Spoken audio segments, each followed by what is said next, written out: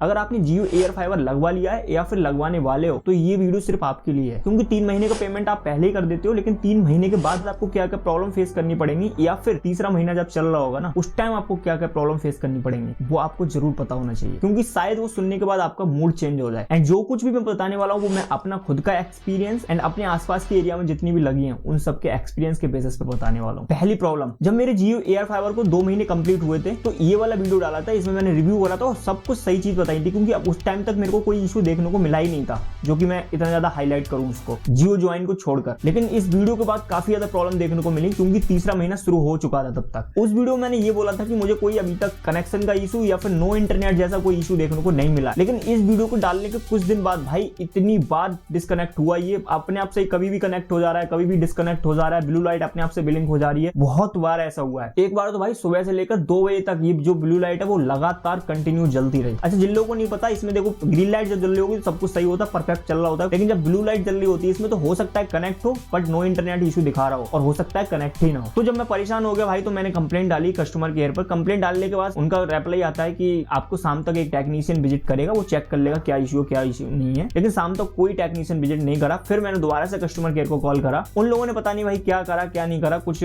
बोल रहे थे कि कुछ अपडेट कर रहे हैं, कुछ चीजें फिक्स कर रहे हैं हम यहाँ से, एक बार आप मतलब प्लग इन प्लग आउट करिए, मतलब ऑन ऑफ करिए उसको, और ऑन ऑफ जब करा ऑन कॉल पर ये सब हो रहा था। उसके बाद ये सही से चलने लगा था, लेकिन नेक्स्ट डे ये फिर से हुआ, बार बार हो जा रहा था, लेकिन ऐसा नहीं हुआ लगातार कंटिन्यू हुआ था, लेकिन हाँ कुछ मिनट के लिए होता था फिर सही हो जाता था। जो कंप्लेंट डाली थी उसका क्या हुआ आप लोग सोच रहे होंगे, तो उसका ये हुआ अगले दिन अपने आप से मैसेज आता है इनका भाई कि जो प्रॉब्लम थी वो अपने आप से रिजॉल्व हो जाती है बिना टेक्नीशियन विजिट हुए। वाह भाई जियो वाह, मतलब टेक्नीशियन को भेजा ही नहीं, जो असाइन हुआ था वो असाइन हो चुका था कहने को तब भी। और ये प्रॉब्लम नो इंटरनेट वाली या फिर कनेक्शन वाली प्रॉब्लम बहुत सारे लोगों को हुई है, मैं अकेला नहीं हूँ। प्रॉब्लम नंबर 2, इसको प्रॉब्लम तो नहीं बोल सकते, लेकिन हाँ थोड़ा प्रेशर वाली चीज है जो कि शायद आपको नहीं पता होगा। अगर आपको लगता है ना कि 3 महीने का जो पेमेंट करा है 3 महीने के बाद अपने आप से कोई बिल नहीं आएगा या फिर कुछ नहीं होगा, ये अपने आप से बंद हो जाएगा, तो भाई ऐसा बिल्कुल नहीं होगा। 3 महीने तक जब भी आपका जो एक्सपायरी डेट होगी, जिस दिन आपका प्लान खत्म हो रहा होगा, उसके बाद ये लगातार चलता रहता है, बंद होता ही नहीं है, क्योंकि चौथे मंथ का जो बिल होता है वो अपने आप से ऑटोमेटिक आ जाता है। जिस दिन ये 3 महीने का आपका जो प्लान होगा वो एक्सपायर हो रहा होता है, उसी दिन आपका अगले मंथ का यानी चौथे महीने का बिल आ जाता है, और 5 दिन का आपको टाइम दिया जाता है कि 5 दिन के अंदर अंदर आपको पे करना है, ड्यू डेट दी जाती है। एंड उसके बाद अगर आप पे नहीं करते हो तो क्या होगा क्या नहीं होगा वो इस वीडियो में आप जाकर देख सकते हो। इतना सुन लीजिएगा कि आपका जो अकाउंट है उसको सस्पेंड कर दिया जाएगा। तो मतलब इसका ये है कि 3 महीने के बाद भी बिल आता रहेगा भाई। अगर आपको वापस करना है या फिर इसको यूज नहीं करना है तो आपको जो 3 महीने के जो एक्सपायरी डेट हो उससे कम से कम 7 दिन पहले ही आपको कंप्लेंट डालनी पड़ेगी, रिक्वेस्ट डालनी पड़ेगी इसको रिटर्न करने के लिए या फिर सर्विस ना यूज करने के लिए, जो कुछ भी हो। तो ये 2 मेजर प्रॉब्लम मेरे को लगी जो मैंने सोचा आप लोगों के साथ शेयर करा जाए। हालांकि इंटरनेट स्पीड की बात करूं तो